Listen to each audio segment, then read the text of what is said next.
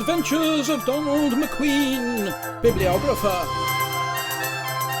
Chapter 7, Death at the Duodecimo Club.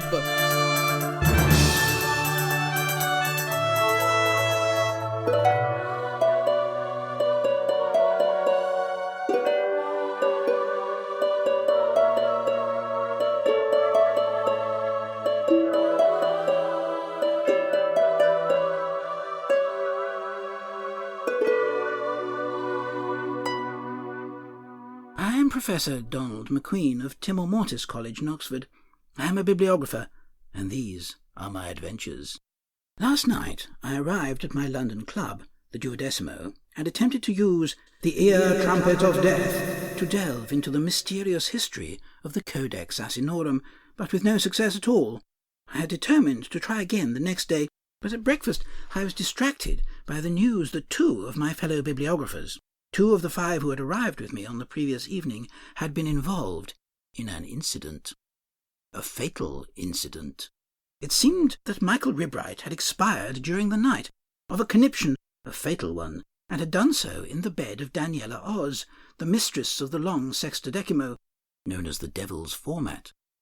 She had apparently tried to drag his body back to his own room, but Ribbright is a big man, a veritable ox, and Daniela is slight, though wiry and athletic, and had struggled to achieve the task, finally being discovered in mid-drag in the red-carpeted corridor of the 4th floor by none other than Joanna Lumley, who was herself some considerable distance from her assigned quarters with no due cause. Being found in possession of the half-dressed corpse of the president of the Bibliographical Society would have reduced some members to gibbering wrecks. Not so Daniela. She gave Lumley a terse and truthful account of what had befallen, and appealed to the amateur's sisterly feelings to help her complete her task of deflecting the potential scandal represented by the huge and lifeless form she was attempting to replace in its bed. But Joanna was having none of it, and called the night porter, who summoned an ambulance and the police. There was nothing untoward, it seems, in Ribbright's death. Any man or woman of mature years might easily and happily have expired in Daniela's embraces, but the news was out, and the aforementioned scandal could not now be diverted. This news interested me a good deal, and stirred a mixture of joy and sorrow in my breast. I was sorry indeed to learn of Ribbright's passing. He was a learned fellow, known for his gentle chairmanship of Bibliographical Society meetings, at which he rarely invoked Rule 4b, and only once, to my knowledge, employed the Society's taser. I pitied his wife, too, and 7 perfectly formed children, who would all no doubt be distressed by the manner of his passing and his final association with Daniela Oz and the long sextodecimo. Her reputation, on the other hand, would no doubt be much enhanced by the incident. I felt a little joy, too, for a reason the listener may perhaps guess. The passing of Ribbright proved that death was still at work in the world. I had begun to wonder whether my possession of his ear-trumpet might have rendered him impotent, wandering the twilight without any means of finding and claiming those who were due his mercies. In short, I wondered if I had accidentally defeated death. When this idea occurred to me, I suffered an instant of joy. What could be more natural? No more death. But it took only a second or two of thought to understand the implications of such a situation. A world without death would be a terrible world indeed. Leaving aside the overcrowding of the planet, which would quickly become unbearable, indeed unthinkable, how would man, without death, perceive and conduct himself? How could immortal men and women fail to become either monsters or lunatics? What would men crave in such a world but the only thing they could not have, release from that world? But Ribbright's passing proved that my worries had been vain. Death was still at large and conducting his business as usual. Perhaps he had a spare ear-trumpet. After breakfast I returned to my suite refreshed, and lay down upon the 4-poster to try again to plumb the mystery of the Codex Asinorum by means of the ear-trumpet. I inserted it and pondered hard upon the problem.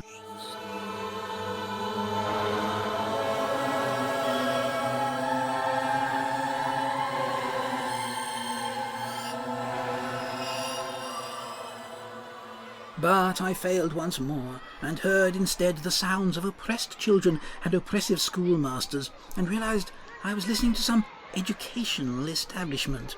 Soon I recognized my own dear school, Whittering's in Hampshire, but must have been hearing word of times to come, for in my ear I heard the voices of girls as well as of boys, and some of them sounded quite common. Now, quieten down, please. Please, settle down. That's better, thank you. Now, I have a rather unhappy announcement, I'm afraid. This evening's senior girls' choir has been cancelled because, sadly, I have lost my penis. What was that, sir? I said I have lost my penis. Really? Oh, yes. How did that happen then, sir? Well, yesterday evening I was having a bit of a practice with my penis when I looked down and, I kid you not, my penis had turned green. Green? What did you do? I did not hesitate. I took the little fellow to the hospital and left him there for the doctors to work their magic upon. You left your penis in the hospital? I certainly did. That's why there'll be no senior girls' choir this evening. Wait a minute, sir. Are you talking about Mr. Kincaid who plays the piano? Aye, of course. You're not talking about your penis? Yes, I am. Mr. Kincaid is my penis. Has there been some kind of a misunderstanding here? No, I don't think so. No misunderstanding. No.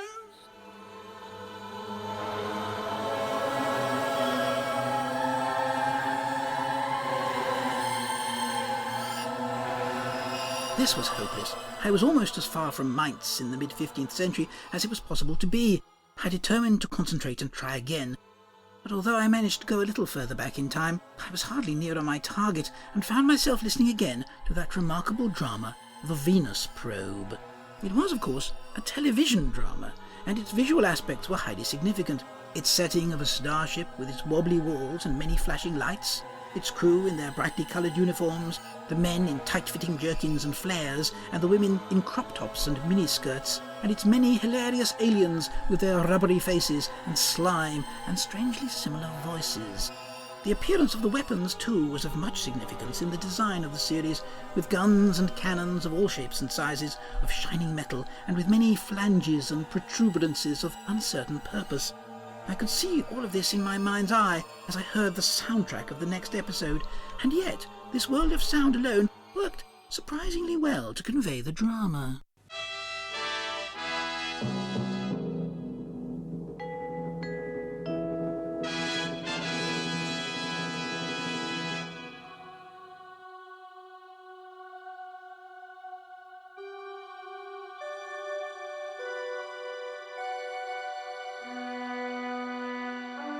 This is the log of the Starship Venus.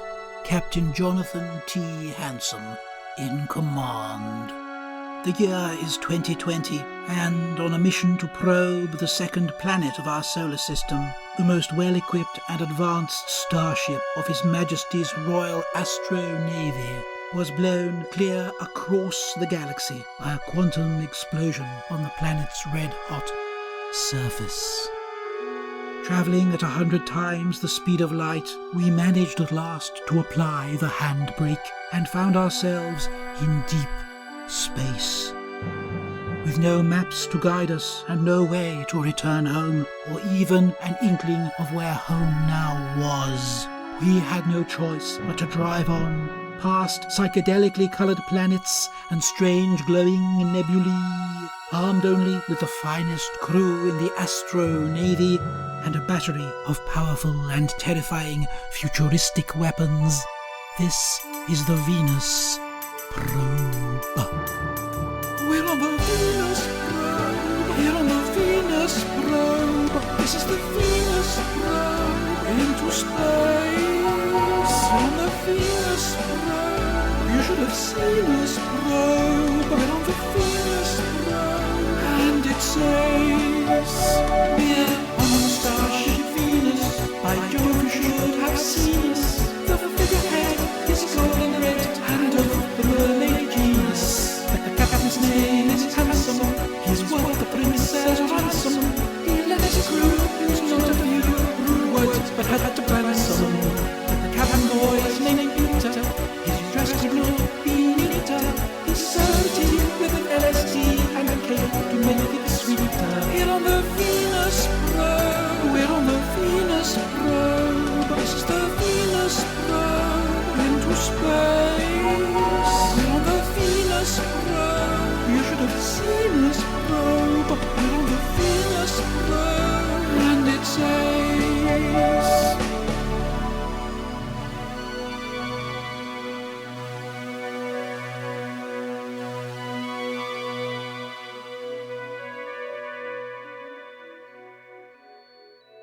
Captain Hansom's Space Journal, Astrodate 2011.2.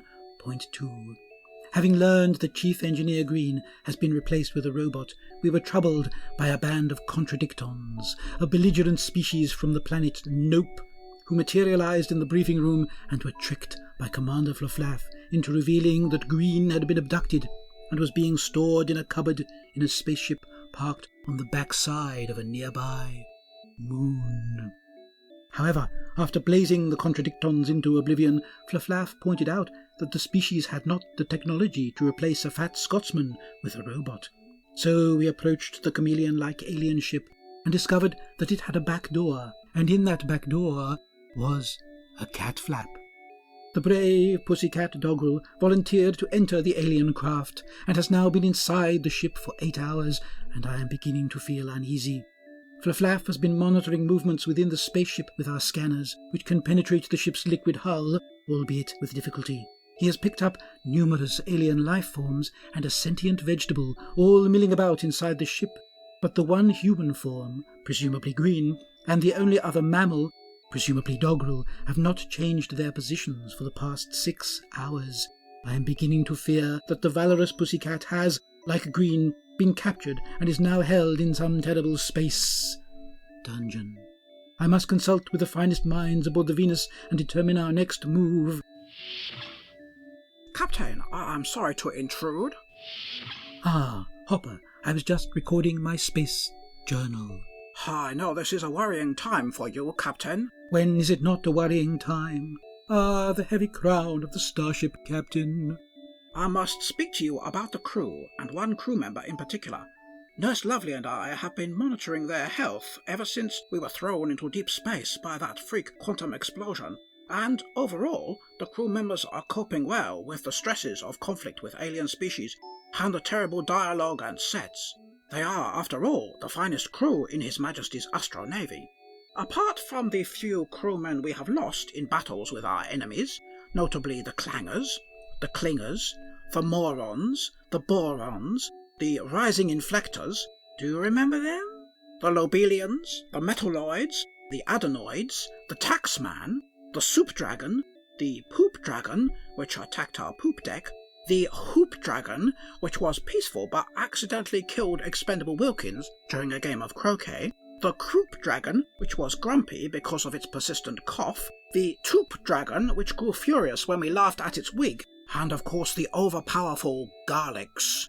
Apart from those few dead, the crew is surviving well in space, but I am afraid their health is beginning to suffer now due to the poor diet we have been able to offer them over the past 6 months. Before we go any further, Hopper, what is that accent? Is it supposed to be Chinese? You might well think so, Captain, for my mother was Chinese, though my father was English. But they were busy doctors in Hong Kong, and I was brought up by a succession of lovable nannies. The first I remember was Nanny Frederiksdottir, who was Icelandic. Then there was Nanny Finnegan, who was born in the beautiful city of Cork in Ireland. Then there was Nanny Umbongo, who was, naturally enough, from the Congo. Then there was Nanny MacDougall, who was from Pancake Day Island. Pancake Day Island? I have never heard of that. Oh, yes, sir. You may know that Captain Minos discovered Christmas Island in the middle of the Indian Ocean on Christmas Day in 1643, where he sailed on to the west and the next day found Boxing Day Island, and then a few days later New Year's Eve Island, followed by Circumcision Island. He sailed out into the Pacific and found Epiphany Island, Valentine's Day Island, and then the beautiful Pancake Day Island. After that he sailed on for 7 weeks without finding any land, a veritable Lent of island naming, until he came at last to Easter Island, where he regrettably died of a surfeit of Christmas pudding which he had been eating for the past 3 months. I see. Do go on. Well, after Nanny MacDougall, there was only one more, perhaps the greatest influence upon my early life, Nanny Fifleafy, who was, like Flaflaf, a Claudian from the planet Garamond 12. So, you see, my accent is not so much Chinese as a blend of Chinese, Icelandic, Irish, Congolese, Pancake Day Islandish, and Claudian. So no one could possibly think it a racist stereotype. Well, thank you for explaining that. To return to your point about the poor diet of the crew, we still have freezers full of nutritious and delicious side dishes, thanks to our hard-won victory over the races of the vegetable planet. But we lack meat, Captain.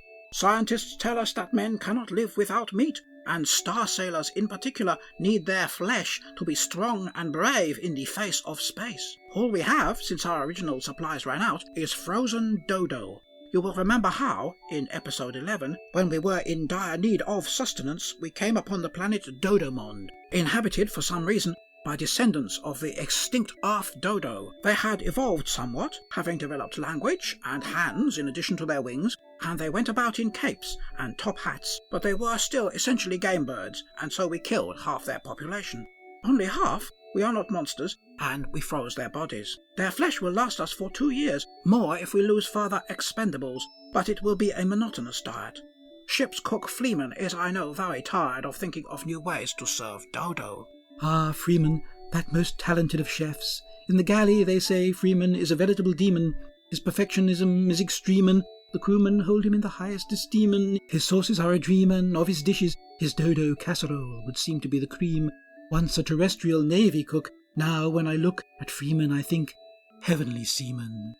Yes, quite. But despite all that, dodos, though tasty, provide poor meat, containing little iron or radium, the elements a man needs to be strong and virile.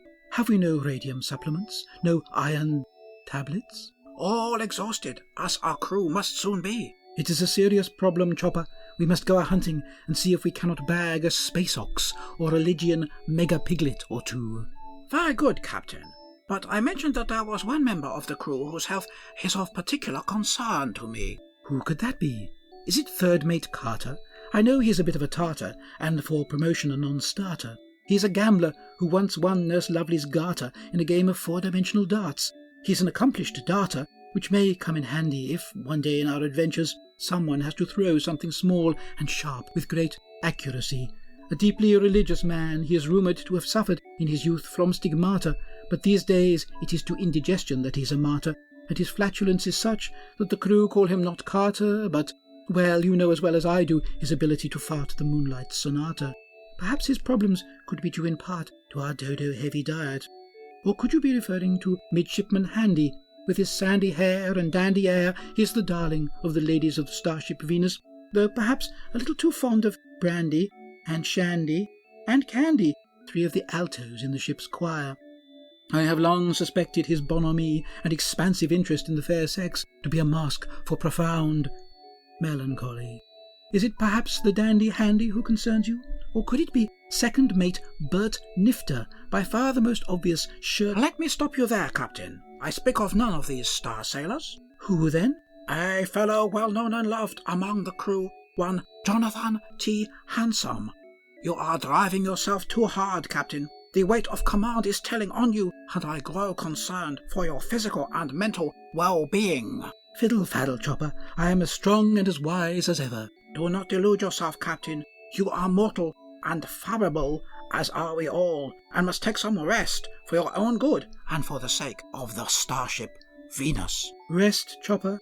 I will rest, but it will have to wait until we have solved our present problem. Witches? No, not witches. Not this time. As yet, only the officers know that Chief Engineer Green has been replaced with a very lifelike robot. Ah, that explains why you asked me to give him a complete medical, and why he complied without swearing once. And then, afterwards, he invited me to a game of 3-dimensional Ludo, which he lost with a good grace. I did wonder why he was behaving so oddly while being apparently in perfect health. The real Green, with all his Highland roughness and oaths, is imprisoned in a cupboard in a curious spaceship parked upon the moon around which we are in orbit, and brave Doggerel has gone on a solo mission to find out where and under what conditions he is being held. But it is now more than 8 hours since he went through that alien cat flap, and I am beginning to feel uneasy. Cat flap, you say? Then we are powerless to follow him. Unless... I wonder... I happen to know that Green was working on a special invention to please Doggerel, or rather Rear Admiral Devonish. Have you heard of this, sir? No, I don't think so. It must have been a secret special invention. Oh, it was.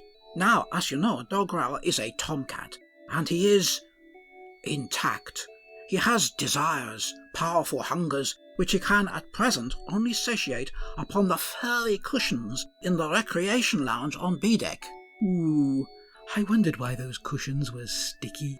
Wow, Green has been working on a solution in the form of a robotic bride for Dogrel, an electromechanical lady cat which he can lavish his affection upon in a satisfying and hygienic manner. This robot mate is called Queenie, and she is almost perfected. I am sure that Flufflaff, with his Claudian engineering skills, could quickly complete the mechanism and control the robot with wireless waves, guiding it into the alien ship to find out what has happened to Green and Dogrel. What a splendid plan! Do you go down to the engineering department at the Double to Green's workshop, and I will send Flufflaff to meet you there to complete work on the lady cat as quickly as possible. Aye, aye, Captain. Will Hopper and Flufflaff be able to complete and control Queenie, Dogrel's electromechanical bride? Will they be able to penetrate the alien ship with her help and both locate and rescue both Dogrel and Green? Will the cushions in the recreation lounge on B-deck ever be usable again? Join me, Captain Handsome, to find out in next week's exciting episode of The Venus Probe. I remembered something of that episode of The Venus Probe from 50 years ago when I first saw it as a student, but I'd quite forgotten that Dogrel's mechanical mate was called Queenie, which is, of course, my name. It gave me much pleasure to hear all that again and to learn of Queenie. I will tell my Dogrel all about it when I return to Oxford, in Latin, of course, now that I know that to be the lingua franca of the feline races. He will be, I am sure, as amused as any cat can be by the coincidence of names. On the television screen of my memory, I saw the credits passing as I heard the closing theme music, the names of the famous actors who played the leading characters, and the often still more famous star who was the villain or hero of that particular episode. Each name set in massive sans-serif characters that filled the screen.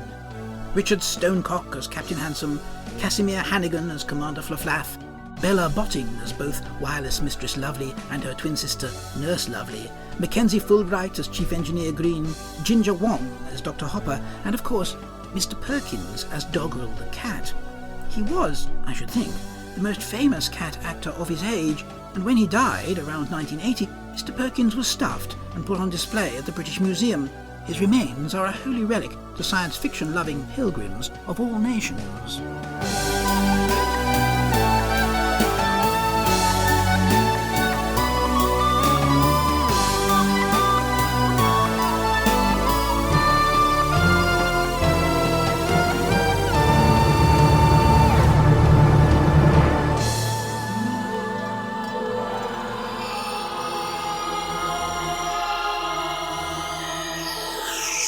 I removed the instrument from my lug-hole and glanced at my watch. I was astonished to find that more than 3 hours had elapsed, while I had been, frankly, entertained, but hardly informed, by the ear-trumpet of death. It was time for lunch, and I repaired again to the oak-panelled dining hall of the Duodecimo Club. I took a table in one corner, hoping that no one would bother me while I dined. The menu, specially printed by the finest letterpress printer of our age, the Dormant Weasel's Press, appeared in a new edition every day, but members were forbidden to remove copies for their own collections until midnight, when a small band of drunken bibliographers always raided the dining hall and sometimes fought over the pristine copies. I picked up the beautifully designed, imposed and impressed object and read that day's luncheon specials. The food was, naturally enough, bibliographically themed. That day there was a vegetarian option, spaghetti seriatim, one continuous piece of spaghetti, 17 metres long, in a delicious secondary sauce. Then there was reversed calf, which was veal, which had been cooked backwards. Stereotripes, 2 identical pieces of tripe, served with wilted leaves. Gilt back, a thick slice of back bacon dressed with gold leaf. Woodcut head and tail pieces, chunks of meat cut from the head and tail of an ox, each carved in the image of Anthony Wood. And turkey Morocco, thin strips of turkey marinated in cannabis. After a few seconds of indecision, I ordered the turkey and a bottle of the house white, Blanc Verso, not to be confused with Blanc Verse, which is the house white of the Poetry Society. I asked the waitress to be sure to bring me a bottle of Gruber's tomato ketchup, adding that it was the favoured sauce of learned men of every nation. She remarked that some bibliographers preferred Shickles, which I thought a little cheeky, then scurried off to deliver my order to the kitchen. Then I took out my notes on the Codex and began to peruse them. An idea had been playing round my magnificent mind for some while regarding those copies of the Codex which had been printed upon cheese. Surely this was such a soft substrate, and yet such a greasy and resistant one, that any attempt to lay down ink through a stencil would be easily distinguished from an impression made with a relief surface by the indentations left, or not left, in the pecorino. The problem is, as you are no doubt aware, that all that survives of the cheese impression is one small fragment of a leaf in Budapest, while all the other fragments, and a handful of more or less complete copies which once existed, according to library catalogues and other documents, have been devoured by mice, gerbils, weevils, hedgehogs, Buddhists, and in one famous case, the starving burghers of Hamburg, ironically in a hamburger, which thus became a cheeseburger, although they were not, of course, in the city of Cheeseburg, which lies on the Rhine rather than the Elbe. I was beginning to think I might have no choice but to visit Budapest, to examine that one fragment myself. In bibliographical research, one should never trust anyone but oneself, unless there is absolutely no alternative. As I thought on these weighty matters, I was distressed to note a shadow pass over my page of notes, and a more or less human figure loomed into view. It was Telemachus Wee, the deputy president of the Bibliographical Society, and now I supposed its acting president. He was a poor creature in comparison to the towering Ribbrite. As he pulled out the chair opposite me and sat down with a conceited smile, I wondered for a moment if he might have engineered Ribbrite's death in order to get his posterior upon the Society's throne. He was, after all, the heir apparent. But that was absurd. "Still working on the Codex Asinorum, I see." "How did you know that?" "I see you have written weevils, Buddhists, and cheese at the head of that page. No other work I know involves that conjunction of nouns." "I see." "And have you solved the mystery?" "I have." "Splendid. And what's the answer?" "The answer, my friend, is bread and pullet." Yes. What terrible news about Ribbrite." "Indeed." "And so unlikely." "Quite. If a man had died in the bed of a beautiful bibliographer, and his body had been dragged along the corridor by that bibliographer, and she had been caught in the act by another, albeit amateur bibliographer, in some television soap opera, perhaps set in a grand house, an abbey maybe, no one would have believed it. The critics and the viewers by their water coolers would all have cried, 'No, this is just ridiculous. It passes the point of improbability. Such things simply do not happen in real life.' And yet this is real life, and just this thing has happened." This is not real life, you know." "Really?" "No, we are not living. None of this is real, I assure you. We are merely players in a petty bibliographical farce." "You may care to look at life in that way, but is that attitude appropriate for an acting president of the Bibliographical Society? I prefer to see life as real, as earnest, as empirical. I eschew all humour, all levity, all facetiousness, and all pseudo-philosophical, pseudo-spiritualistic and fatalistic drivel of the sort you have just been spouting. Life is real, matter is hard, and facts are facts, including the fact of Michael Ribbrite's curious death and its aftermath. Nothing has been invented here by some dreaming bibliographer. An acting president of the Bibliographical Society must understand this, and not engage in whimsical flim-flam about the nature of reality." "Perhaps you're right. I will try to keep my whimsy under control." "That would be wise of you, Wee-wee." "My name is Telemachus Wee, not Wee-wee. Wee-wee would be a very silly, childish name, but Wee has a long and noble heritage. It is Scottish, of course, like your own name, and means urine. McQueen, you're not thinking of standing for the presidency of the Bibliographical Society yourself, are you?" "At the age of 72, Wee, I feel I am just a little too young to be president of the Bibliographical Society." "Nonsense, McQueen. I'm only 63 myself." "Yes, Wee-wee, but you're so much older than that."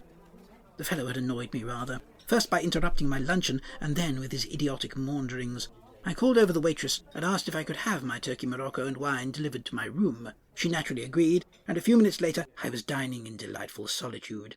When I had completed the delicious meal, topped off with an extra squirt of Gruber's tomato ketchup straight into the McQueen mouth, I would recommend this sensory treat to anyone, I lay again upon the four-poster to listen to the ear trumpet of death. in the perhaps partly feigned expectation of being able to learn something of the true history of the mysterious codex.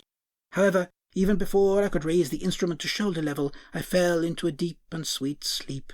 Any further attempt to pursue my researches or to dance with death in his curious auditory world would have to wait for another occasion.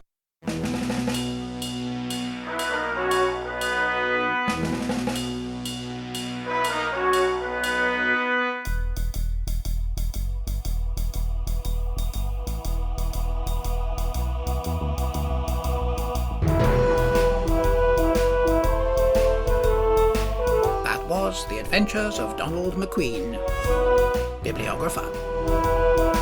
Today's chapter was sponsored by the Bibliographical Society of London and by Gruber's Tomato Ketchup, the most delicious condiment on the planet. It was written and performed by Paul W. Nash. Next time, in The Adventures of Donald McQueen, Bibliographer.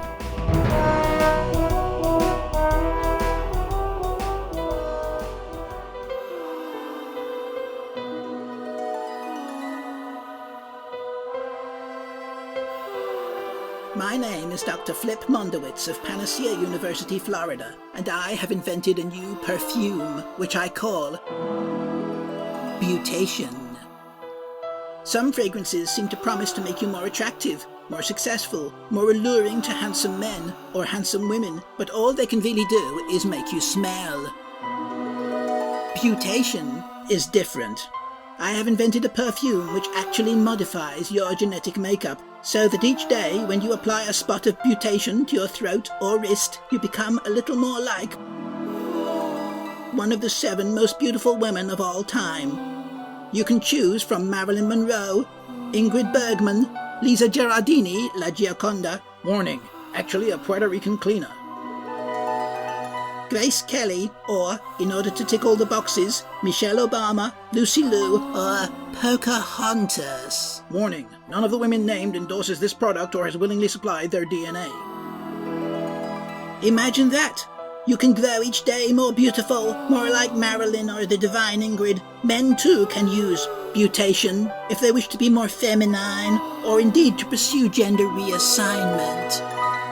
Available only from the house of Vincenzo Gobbo in New York. Butation. Isn't it time you butated? Warning, regular use of butation can result in the development of extra limbs, humps, and horns.